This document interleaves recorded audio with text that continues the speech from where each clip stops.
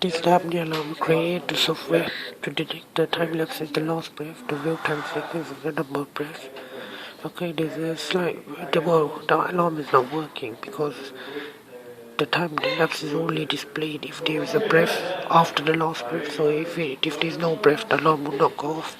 Okay, now I'm gonna run the software. It takes roughly 25 seconds to start up as the thermistors have to balance and adjust to the change temperature when I'm breathing on the Wheatstone bridge. Okay, now start it. Time in seconds displayed. It detects 1 or 2 false breaths. So now I'm going to start breathing.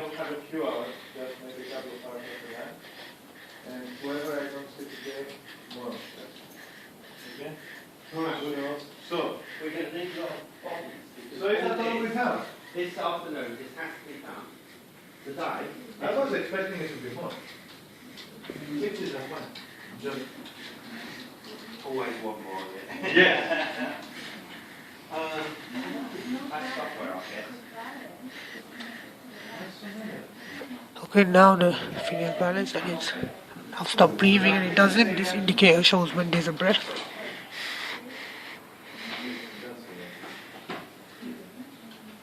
Okay, I'm now going to change the breathing styles.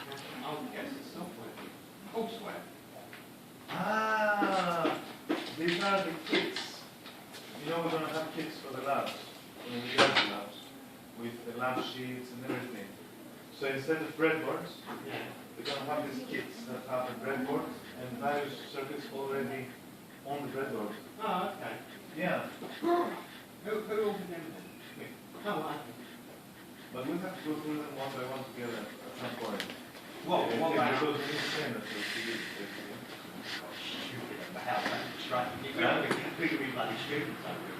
It does take a couple of bit of time, like a couple of seconds to adjust between different types of breathing. Okay, now I'm going to explain to you the block diagram. Okay, so I'm looking the data from my DAQ card, from my circuit, I'm filtering it out.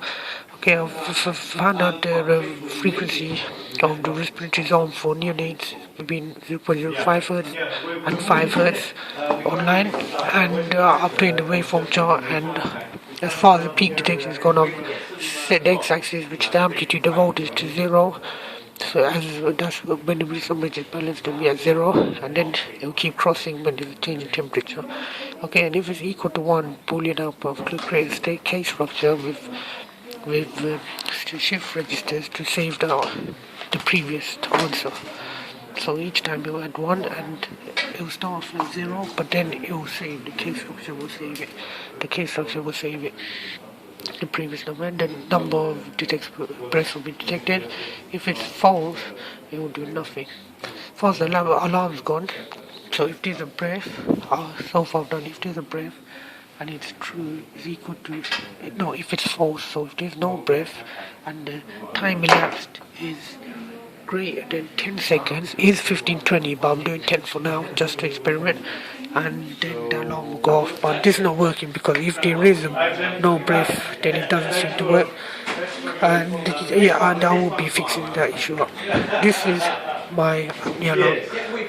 Okay,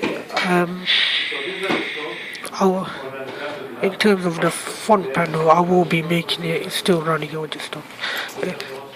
I'll be 43 breaths, time elapsed in seconds, and I'll be making it more easier to use.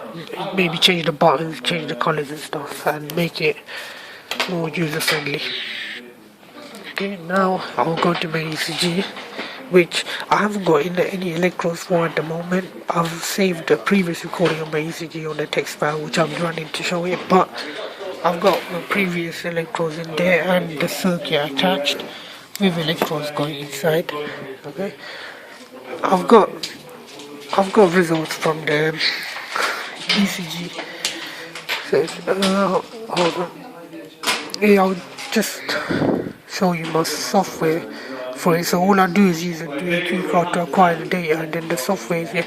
Okay, so I may have to change the circuit a little bit as my ECG signal is very noisy, and as far as the filtering and the peak detection and alarm is concerned,